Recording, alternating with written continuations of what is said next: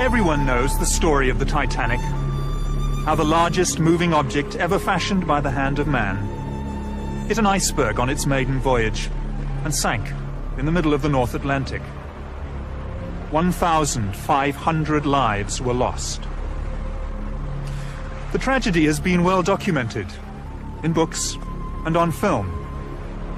No matter how often the story is told, it never fails to capture our imagination. Yet, it is a story that has left many questions unanswered.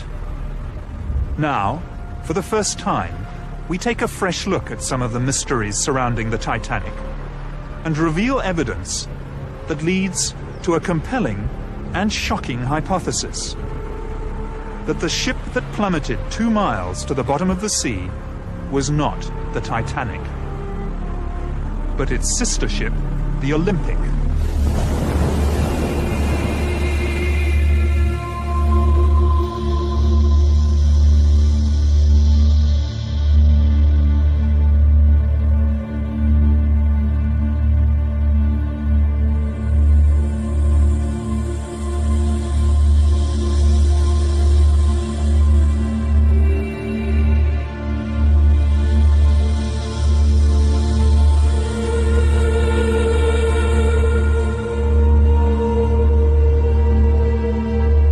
Titanic and the Olympic were built for the White Star Line by Belfast shipbuilders Harland and Wolff, whose chairman was Lord Pirrie. Harland and Wolff built ships almost exclusively for the White Star Line, which was acquired in 1903 by American financier J. Pierpont Morgan's International Mercantile Marine. This was part of a drive to create a monopoly on the lucrative North Atlantic passenger trade. Chairman of the White Star Line was J. Bruce Ismay. It was in fact Lord Pirrie who was responsible for bringing together Morgan's money and British engineering excellence. Over dinner at Pirrie's London residence in 1907, Lord Pirrie and White Star Line's Bruce Ismay conceived the idea of building 3 luxurious superliners.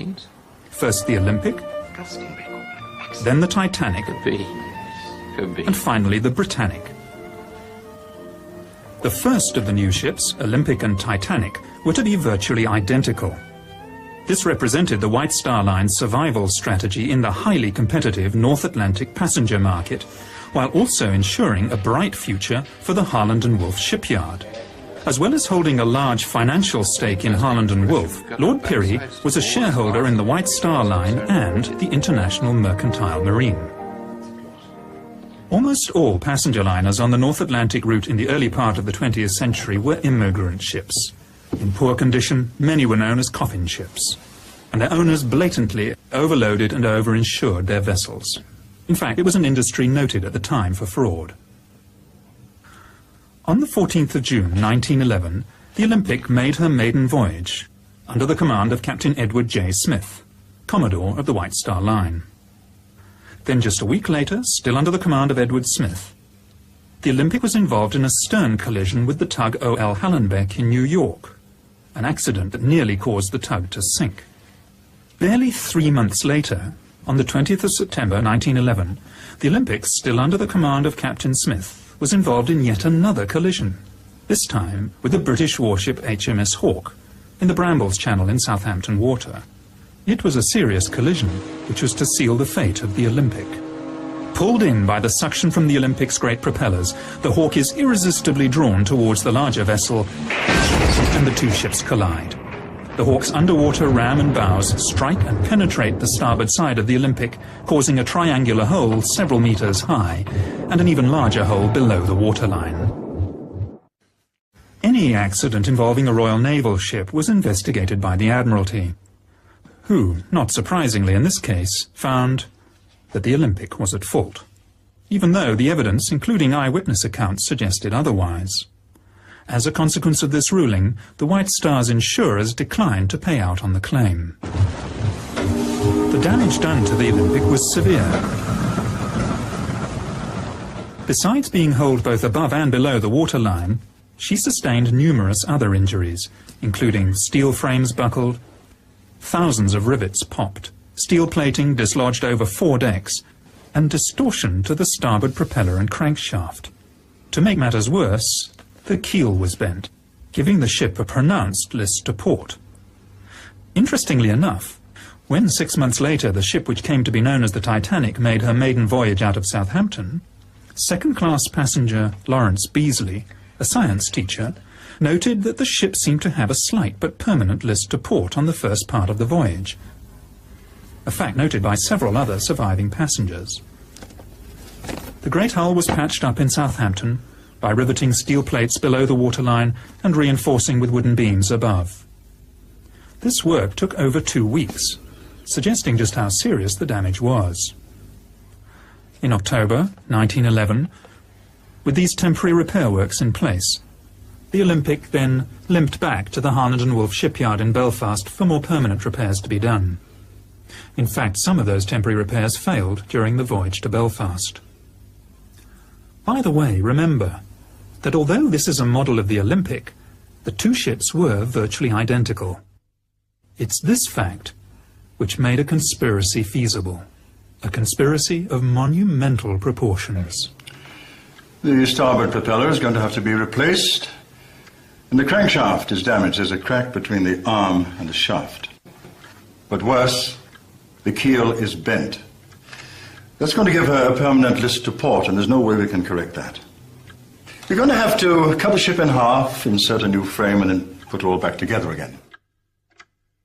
The job is going to take months, and frankly, for what it's going to cost, I think it's simply a waste of time.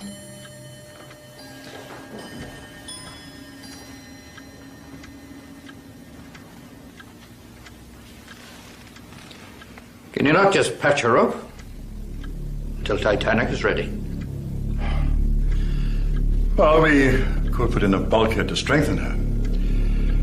But to be honest, sir, she will never pass another Board of Trade inspection.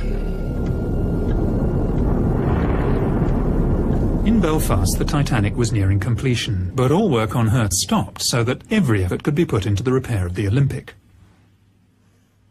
This work took 7 weeks instead of the 2 weeks originally planned, and involved replacing steel plates along fully 1/3 of the starboard side of the ship. Another indication that the damage was far worse than was originally thought. Now look at this. This is a film of the Olympic backing out of the dock in New York. You can see where she's been patched up on her starboard side. It's a huge area. And that's just the damage above the waterline. In order to get the Olympic back to sea and earning a profit as soon as possible, the starboard propeller, stamped with the Titanic's number 401 and not yet fitted to the Titanic, was fitted to the Olympic. This is a fact of some considerable significance, as we shall find out later. The Olympic's troubles, however, were only just beginning. After leaving New York Harbor on the 24th of February 1912, she ran over a sunken wreck off the Grand Banks and threw a propeller blade again on this starboard side. The loss of the propeller blade shock-loaded the engine and drive shaft and placed enormous stresses on the already weakened liner. She limped back to Southampton on only one engine, arriving there on the 28th of February. By the 2nd of March, she was once again in the Thompson dry dock in Belfast, having her propeller blade replaced. This should have taken only a few hours, but the Olympic was there in Belfast until the 7th of March. In Belfast, the Titanic and the Olympic were most often berthed side by side and were regularly moved in and out of the Thompson dry dock, especially during repairs to the Olympic. On close examination of contemporary archive photographs, it is possible to see the minor differences in design that tell the two ships apart. On the forward part of Sea Deck, Olympic was built with 16 portholes. The Titanic with 14. Somewhat mysteriously, the Titanic has acquired 2 extra portholes between its launch and its maiden voyage. This clearly points to the possibility that the two ships were switched. At the time of Titanic's launch, the windows on B deck are clearly discernible as being evenly spaced. Yet at the time of her maiden voyage, they have taken on a distinctly uneven appearance. And whereas the Olympic had been open to the public for inspection in Belfast and Liverpool, Titanic was not. That first week in March 1912, was the last time that the Olympic and Titanic were together in Belfast. The twin ships side by side on the River Lagan. And that was when the decision to switch them could have been made. You can't be serious.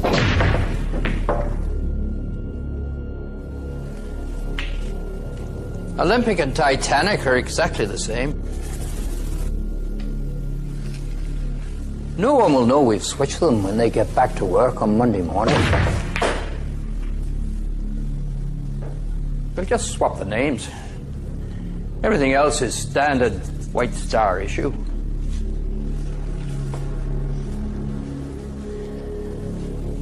I have some boys at the yard who'll do the job for a couple of £100 each. And say nothing.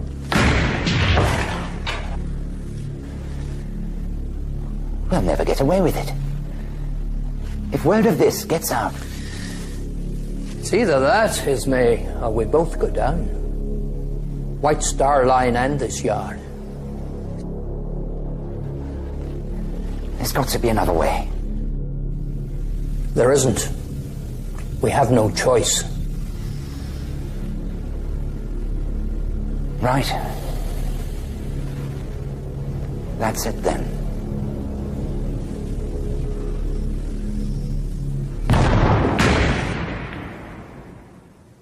Switching the two ships would have been a remarkably simple undertaking. There were no members of the press poking around or roving TV crews looking for a story. Even photography was in its infancy at the time. And generally, people believed what they were told to be the truth. All crockery, linen and so on was White Star standard issue, interchangeable from ship to ship. Letterheads and menus, etc. were styled to the particular ship, but could easily have been changed. Only the names on the bows and sterns of the ships, the nameplates on the lifeboats and 48 lifebelts would have to be swapped. This could easily have been achieved using a very small crew, literally over a weekend. And it's highly unlikely that anyone would have noticed a switch when they returned to work on Monday morning. White Star often used photographs, both exterior and interior, of the Olympic as the Titanic, in their advertisements and press releases. Both ships had tiled and linoleum flooring. Yet, just days before Titanic's maiden voyage, Ismay, chairman of the White Star Line, ordered her floors to be carpeted. Was this to cover Olympic's worn linoleum floors? The Harland and Wolff yard was a vast labyrinth of buildings and workshops, as well as machinery and ships in various stages of completion. Any unusual activity would hardly be noticed. The social order of the day was such that the majority of the workers would never have thought to question their betters. They lived in a time when the majority of the population were told what to think, where to go, what to do and when to do it. It was also a lot easier in the early years of the century to bribe or even bully men into towing the company line, as we shall see when the surviving crew members returned to Britain. There was no social security safety net for the unemployed, and companies had the power to dismiss whole families of workers if one of them did not do as he was told. There's a wee scam going on here, and the bosses are in on it. They switched those ships 2 weeks ago, and I know it. Listen to me, Paddy. Any more talk from you about two ships being swapped over, and you'll end up at the bottom of the River Lagan. So remember that when you get back to your wife and your 17 kids, you Irish scum. The Olympics' original sea trials, conducted by the Board of Trade, lasted 2 full days, while the ship was put through its paces. Strangely, the Titanic's sea trials were a most peremptory affair. No strenuous manoeuvres were carried out, and the inspection was over in time for lunch. Of course, by now the switch had taken place. The collision between the Olympic and HMS Hawke was by no means Captain Smith's first incident at sea. In fact, he had one of the worst professional records of his day. The Commodore of the White Star Line was a show-off, who liked to drive his ships as though they were giant speedboats, and he damaged a few in his time. The 3 incidents involving the Olympic, which probably damaged her permanently, must have put him in a very serious position in the eyes of his employers. Could he perhaps have been summoned by J. Bruce Ismay, chairman of the White Star Line, once it became obvious that the Olympic was a write-off? If so, it would have been a meeting with the very gravest of consequences. Oh, come now, E.J. We've always been good to you, kept you in brandy and cigars. Besides, it's not going to be that difficult. You've broken a few of our ships, EJ. The Republic, the Germanic, the Coptic. And when that fire broke out on the Majestic and those crewmen were killed... Yes, I know you denied it had ever happened, but we did know. We gave you command of the Olympic, and look what a disaster that's turned out to be. And we always paid you well, EJ. Look, it's not for me. It's for the company. We are in a desperate situation financially, especially after what happened to the Olympic. So, I'm sorry to have to put it to you like this, but you do owe us. We've arranged for a small steamer from the Leyland line to be in a position to take the passengers off. I have a good man lined up for the job. Lord. Captain Stanley Lord. Ever come across him? Well, he's done this sort of thing before. Well, he did the job so well, he received a commendation for it. So, there it is. He'll be there to lend a hand. And I'll be there, of course. Along for the ride. All right, then I want to choose my own officers. Yes. Of course, EJ. Men you can trust, eh? At the time of Titanic's maiden voyage, Britain was in the grip of a coal strike. Fuel was in short supply, and ships and men were laid up in Southampton. And yet, White Star Line had difficulty finding firemen and greasers to work below decks on the Titanic. After steaming from Belfast to Southampton, all but 2 of the firemen aboard the ill-fated liner refused to sign up again in Southampton for the voyage across the Atlantic, preferring to wait for employment on another ship. All these men, in the middle of a coal strike, with so many thousands laid off, what did they know? Shortly before Titanic sailed, Chief Officer Wilde, who was to lose his life 3 nights later, wrote a letter to his sister, in which he said, "I still don't like this ship." Strange thing for a man to say, who had just set foot on board the day before. Unless, of course, he realized he was actually on his old ship Olympic. It's strange to think that as the Olympic, now renamed the Titanic, was preparing to make her second maiden voyage, the ship that started out life as the Titanic and was now called the Olympic had to enter her working life with no fanfare at all. The Olympic's original maiden voyage was fully subscribed, whereas her second, this time as the Titanic, was only about half full, and that in the middle of a coal strike when passengers were queuing up to get to America. First-class passengers on other White Star ships were only offered second-class berths on Titanic, even though we know that first-class cabins were available. It's almost as though White Star Line didn't want that many people on board. By the way, when I refer to the Titanic from this time on, I want you to remember that I'm actually talking about the ship that started out its life as the Olympic, but which we believe by this stage had been switched and taken on the identity of the Titanic. The coal strike is important for another, possibly more sinister reason.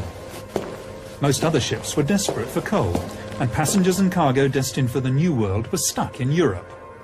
Yet, the Leyland liner Californian, under the command of Captain Stanley Lord, left the port of London on the 5th of April, 1912, just 5 days before Titanic's departure from Southampton, not only fully coaled, but apart from her own crew, empty of passengers. With more than enough coal to get her to the United States, she headed off into the middle of the Atlantic at full speed, empty. Apart from a cargo of woolen sweaters.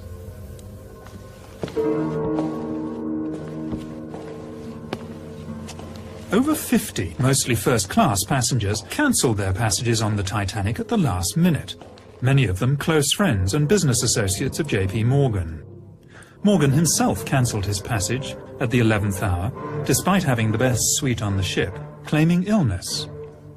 2 days after the sinking, an American reporter found him in perfect health at the French resort of Aix-les-Bains, with his mistress. Morgan also had several valuable bronze statues which he was planning to import to the United States, taken off the Titanic an hour before she sailed. Could Morgan have known the fate of the Titanic fully 4 days before the disaster? Florence Ismay, wife of J. Bruce Ismay, also turned down the opportunity of taking the maiden voyage on the world's most luxurious liner, preferring instead to take their children on a motoring holiday, after first claiming ill health. Now there is one thing that sailors fear above all else, and that is fire at sea. And yet when Titanic cast off from Southampton, there was a fire smouldering in number 10 coal bunker. Instead of putting out the fire, the bunker was actually topped up with 400 tons of coal. Captain Smith knew it, the ship's officers and chief engineer knew it, as did those who worked half-heartedly to put it out. The fire that had been smouldering in coal bunker number 10 had been smouldering for a week, and yet it was kept from the Board of Trade Inspector, Maurice Harvey Clark, who at the British inquiry denied all knowledge of it. Could the fire in coal bunker number 10 have been Plan B? If all else fails, tell the passengers there's a fire, vent the smoke through the ship, and get them off that way. Captain Stanley Lord and the Californian had left the port of London in a great hurry, ostensibly bound for Boston. Then, on the evening of the 14th of April, the ship came to a dead stop in the middle of the ice field. Strangely, Captain Lord, 6 foot tall, elected to sleep that night fully clothed on a 5.5-foot couch in the chart room, rather than in his cabin. He also ordered her boilers to be kept fired up and her engines on standby. Why? Was he expecting some sort of emergency that might mean a last-minute dash into the night? That evening, the Titanic received 6 radio messages. The first 3 were from other ships, giving the location of icebergs. The other 3 were from the Californian, more concerned with giving her own position, stopped for the night. Those 3 were personally addressed to Captain Smith. It's almost as if Captain Lord was letting Smith know that the Californian was ready and waiting. Captain Smith had delayed turning the corner on the outward southern track. He ordered the turn to the west 10 miles further south than the normal turning point.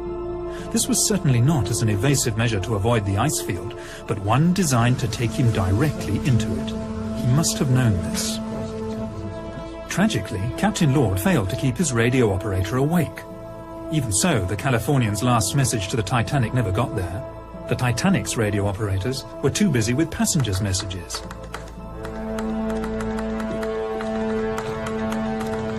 It was standard practice of the day for captains to run their ships at full speed through the ice field. Any object large enough to damage an iron steamship would be seen in plenty of time to avoid it. Other ships in the vicinity cruised on at full speed on that night, so in that respect Captain Smith was by no means unique. So why, then, was the Californian stopped? Had she reached her destination, and was she now waiting? Sometime before 11 p.m, lookouts Fred Fleet and Reginald Lee came on watch and climbed to the crow's nest. Captain Smith retired for the night, but coincidentally, like Stanley Lord, he also chose to rest fully clothed, not in his own cabin, but in the chart room behind the bridge, almost as if he expected to be called back to the bridge at any moment. It was very cold outside, and few, if any, passengers would have been on deck. First Officer Murdoch was standing on the open part of the starboard side of the bridge when he saw the iceberg about 800 yards ahead. He ordered the ship turned to port, and inexplicably, engines full astern. By reversing the engines, Murdoch was actually increasing the risk of collision, something he must have known. Maybe Murdoch, hand-picked by Captain Smith, was deciding to give the iceberg a nudge anyway. Given that the turning circle of the Titanic was 1,280 yards and the stopping distance 850 yards, Titanic should have been able to avoid the iceberg with the greatest of ease, even allowing for a slight delay while orders were given and the wheel turned the ship to port. So why didn't it? Second Officer Lightoller told the inquiry that before going off duty for the night, he would have been easily able to see an iceberg from 1.5 miles, more probably 2 miles away. He also said that the iceberg would have been just as visible from the bridge as from the crow's nest. Plenty of time to turn and avoid it then. In an emergency such as this, it was never a good idea to turn your broadside to danger. Even if Titanic had rammed the iceberg head-on, it would have stayed afloat. Although up to 250 crewmen would have been killed while they slept in their bunks in the bow. Apart from those on the bridge, and of course those in the forward boiler rooms, the glancing blow with the iceberg would have passed virtually unnoticed. The vibration felt by some of the passengers was almost certainly that caused by the reversing of the engines, and by the time anyone noticed what had happened, the iceberg had slipped away into the night. Captain Smith was on the bridge in a matter of seconds, but instead of a general call to stations, his officers acted as though there were no emergency at all. Second Officer Lighthollow, awakened by the sound of steam letting off, claims to have stayed in his cabin until another officer came to get him. His evidence later, to the effect that he had stayed there because he was off duty and thought he should stay where he would expect to be found, simply does not ring true. The bridge was only a few seconds' walk from his cabin in the officers' quarters, and he should have gone straight there at the first hint of trouble. So why didn't he? A few passengers came out of their cabins to see why the engines had stopped, but for the first 40 minutes after the collision there was really no sense of danger at all. One can understand this frame of mind on the part of the passengers, even on the part of the crew.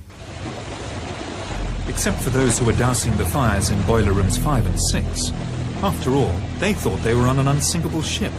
But for the captain and the officers, who were in full possession of the facts, there is really no excuse. They did it because they expected to be rescued. It was 35 minutes before the first distress signal was sent. 35 minutes before the first radio emergency, CQD, was sent. 45 minutes before starting the pumps. 45 minutes before starting to prepare the lifeboats. And a full hour and 25 minutes before the first one was launched. Only 6 crew members were on watch at the time Titanic struck the iceberg. First Officer Murdoch and Sixth Officer Moody were later drowned. Of the surviving crew members, Quartermaster Alfred Oliver was aft of the bridge at the time and saw nothing. Helmsman Robert Hitchins was hastily transferred to a job as harbour master in Cape Town, which leaves lookouts Frederick, Fleet and Reginald Lee. At the British inquiry, as a witness, Frederick Fleet was clearly defensive, edgy, obviously didn't trust his questioners, and at times was downright surly. But then he was under the watchful gaze of J. Bruce Ismay, the chairman of the White Star Line, and the lawyers. I'm no judge of distances or spaces. Was it a mile away, or how far away was it? I cannot say. Can you not give any estimate? No, sir. Was it half a mile? I cannot say. It is impossible to tell. Was it as far away as the boat's length? I could not say. Can you not say anything about it? No, sir. You really do not understand. That gentleman is not trying to get round you at all. Some of them are, though. Is there any more I'd like to have a go at me? When Titanic came to a rest, Captain Smith asked the 4th Officer, Joseph Groves Boxall, to work out a position. It is clear from the records that Titanic's navigator worked out a position that was 12 miles away from where they actually were. This was to prove a fatal mistake. We know he was 12 miles out in his calculations because of the actual location of the wreck. The position that Boxall gave would have put the Titanic within sight of the Californian. Was that where he thought he should have been? For some reason, Captain Smith ordered the Titanic to move half speed ahead for another 5 minutes before stopping the engines again for the last time. Maybe he was heading towards the ship whose lights could just be made out on the horizon, expecting it to be the Californian. Several survivors mentioned the sighting of a ship about 5 or 6 miles from the Titanic. The Titanic could easily have steamed there, yet Smith was content to assume the ship would sail over to him, because he believed it was the Californian. At this point, let's examine what's happened so far. A stricken ocean liner is dead in the water. A rescue ship, the Californian, is standing by. Messages have been sent to Captain Smith from the Californian, stating exactly where she is waiting. Captain Smith can see a stationary ship on the horizon, and having received inaccurate information from 4th Officer Boxall as to his position, he assumes it's the Californian and everything's going according to plan.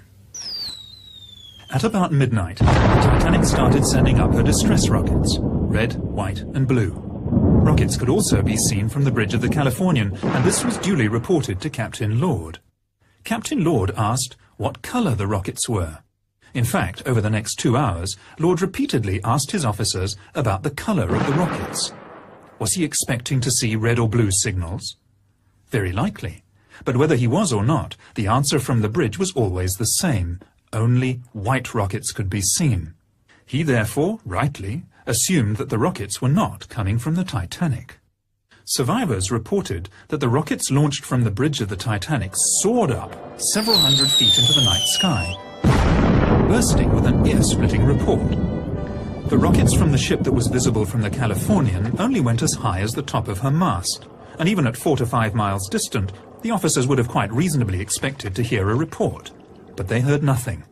It seems most likely that the ship seen from the Californian was a wooden sailing bark called the Samson, conducting illegal seal fishing activities on the ice floes at the time.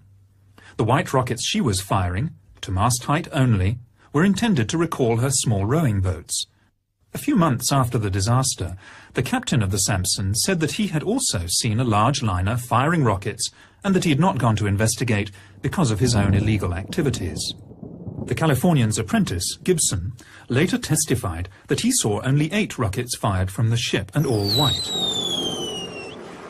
The Titanic had fired at least 18, possibly as many as 22, and had included red and blue. Titanic survivor Miss Edith Russell said the officers told them all, "Don't worry, the Californian will pick everybody up if you don't come back for breakfast." How could they possibly have known it was the Californian? It's hard to believe in such an emergency, but they were letting lifeboats go half full. They knew the ship was sinking, nobody could be that stupid. But they expected the ship on the horizon to come steaming over. But it was the wrong ship. The Californian was 19 miles away, where Captain Stanley Lord waited for coloured rockets. At around 1 a.m., it must finally have dawned on Captain Smith that the rescue upon which the survival of so many depended was not going to materialize. Now boats are being let go full, and passengers are beginning to panic. As the senior surviving officer, much credence and publicity was given to the evidence of Second Officer Lightholler. I did not leave the Titanic, sir. The Titanic left me. He was evasive in response to pertinent questions at the American and British inquiries. Out to protect first and foremost his own reputation, and then that of the White Star Line. At the British inquiry, he claimed, "The Titanic began her turn to port before the lookout rang down from the crow's nest." How would he have known this? He said he was in his cabin at the time. Lightholler also said at the American inquiry, "There was no mist 10 minutes before the ship struck the berg," flatly contradicting the evidence of the 2 lookouts. And how would he have known this if he was in his cabin?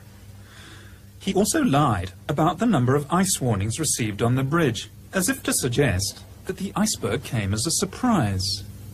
"I do not remember any ice warnings being posted on the bridge." Lightholler, along with second radio operator Harold Bride and ship's baker Charles Joffin, all claimed that after getting off the Titanic, they stayed in the water for up to an hour.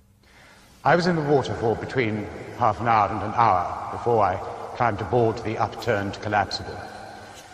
20 of us spent most of the rest of that night balancing on the upturned boat, while I gave the orders. Lean left and lean right." This is quite clearly not possible. We know that the sea temperature that night was between 2 and 3 degrees below freezing. Average life expectancy at that temperature between 3 and 4 minutes. This testimony would simply not stand up today. It is quite clearly fabrication. Just before 5:30 on that fateful morning, Captain Stanley Lord woke his radio operator, only to discover that the Titanic had already sunk. He set off at full steam for the wreck site, but of course he was too late. The Carpathia had already arrived and was picking up survivors. Notable amongst these was J. Bruce Ismay, who had slipped into a lifeboat at the last minute. For this he was to pay the price in public shame for the rest of his life. As the Carpathia steamed towards New York, Ismay was supposedly taken to the doctor's cabin and put under sedation. Even so, he managed to find time to send 3 separate telegrams to the White Star's New York office, urging them to hold the Cedric in New York Harbor so that the Titanic's surviving crew members could be taken straight back to Southampton. Hastily organized, the American inquiry failed to ask the right questions. Titanic's surviving officers stonewalled, as did Ismay himself. Several experienced sea captains were called to give evidence regarding the wisdom of steaming at full speed through an ice field. But they all said the same thing.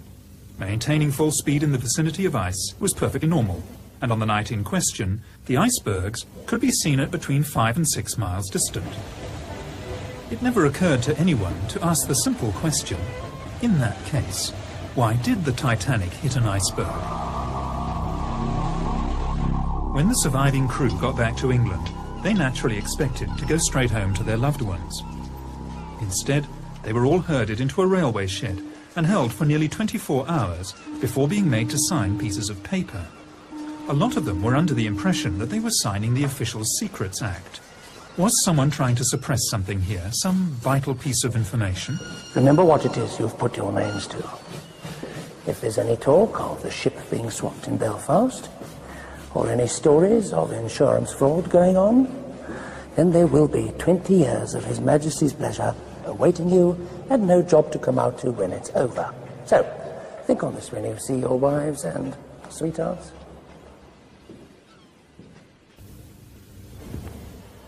Ismay, Lightoller and the other surviving officers all came back to England on the steamship Adriatic.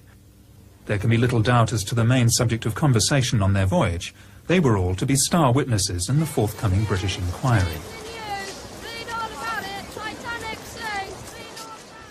Now, it is unlikely that a fraud of such immense proportions could have been undertaken without the collusion of the authorities, notably the British government, as we shall see later when we look at the inquiry.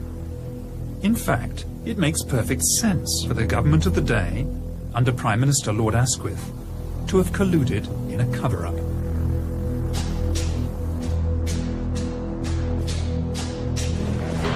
You'll never believe what they've just done.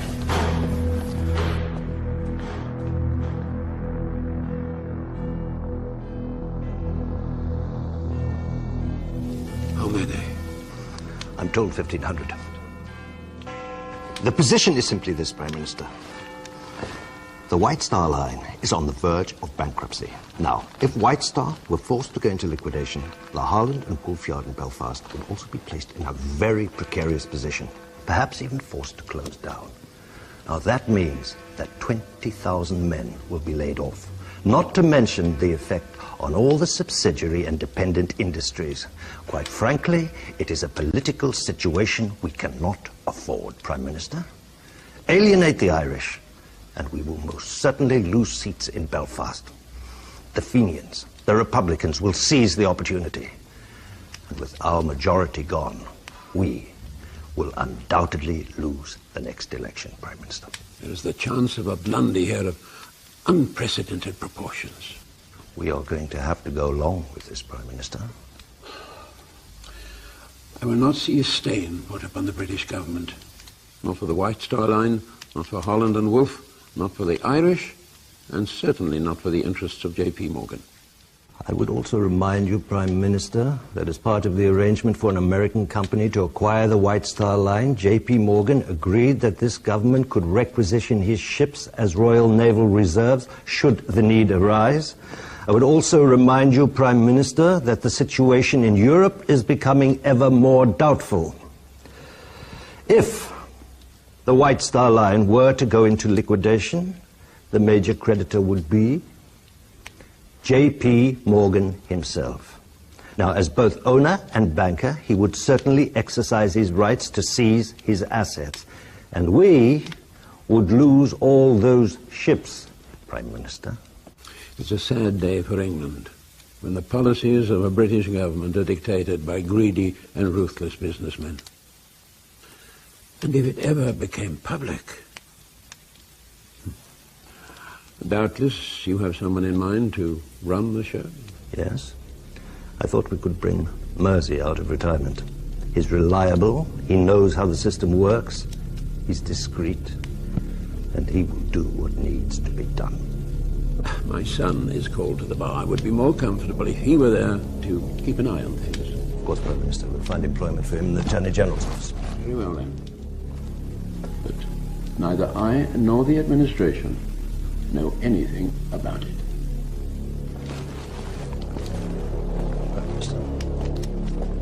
So, the Board of Trade inquiry was to be conducted by Lord Mersey, President of the Board of Trade and no stranger to the art of cover-up. Since the enormous loss of life was in part due to outdated Board of Trade regulations regarding the number of lifeboats to be carried by ships and the safety of ships at sea generally, it was hardly likely that the inquiry was going to be too concerned with uncovering the truth, the Board of Trade being both plaintiff and defendant in the case.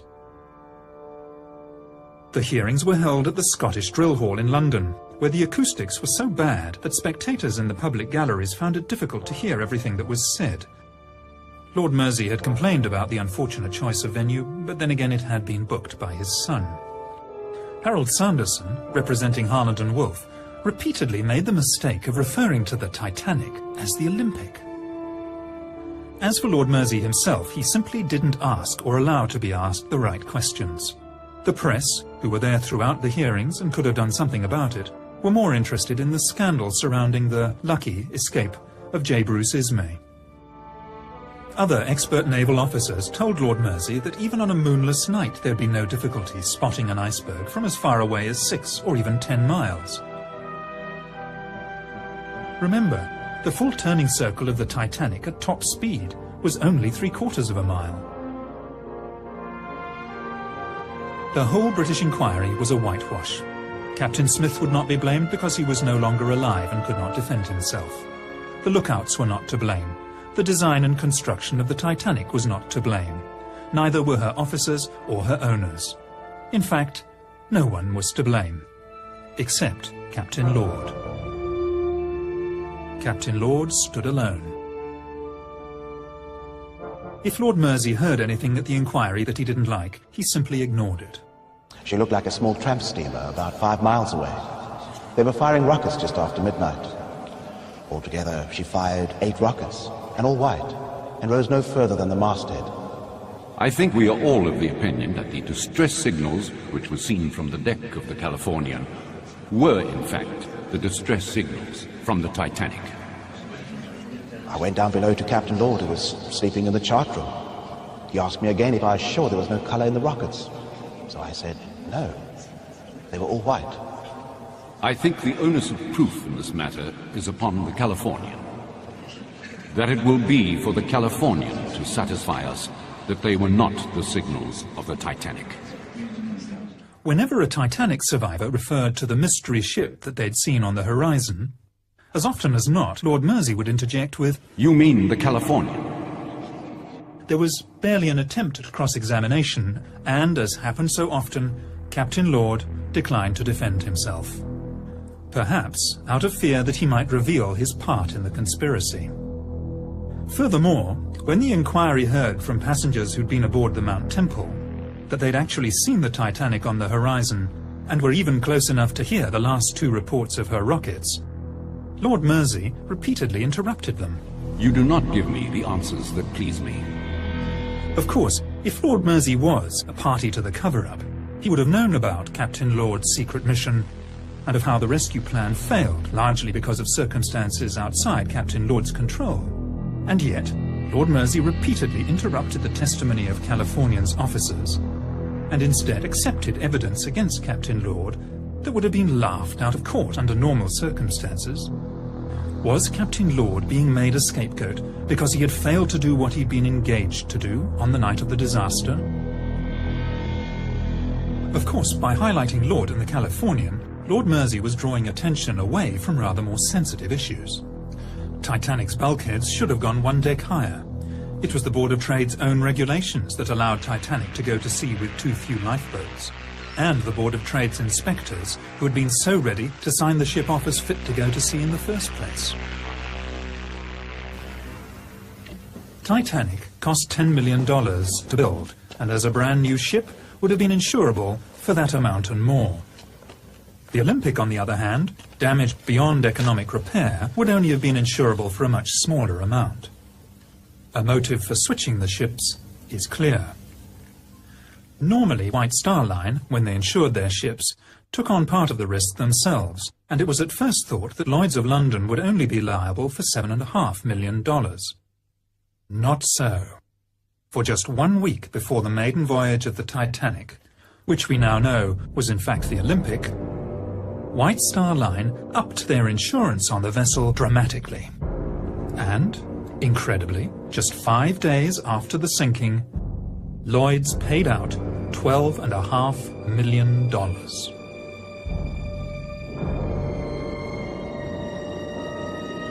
Although 3/4 of a century at the bottom of the Atlantic Ocean did not exactly preserve Titanic in museum-like condition, there is enough left of the wreck to give us more than just an idea of what really happened. Corrosion has done its relentless work, but where the original black paint of the hull has flaked away, it is still possible to see spots of grey paint, which formed the undercoat, except that grey paint was only used as an undercoat on the Olympic and not on the Titanic. Examination of the starboard propeller reveals the number 01 stamped into the metal. In fairness, there is too much corrosion to make out the number 4 clearly, but remember the starboard propeller, numbered 401 for the Titanic, was put on the Olympic as part of the repairs after the collision with the Hawk. Remote cameras under the control of the discoverer of the Titanic wreck, Dr. Robert Ballard, have examined the stern section of the ship. They show that in addition to the lateral bulkheads that were a feature of both the Titanic and the Olympic, there is a longitudinal bulkhead in the stern section where there was none on the original plans for either vessel.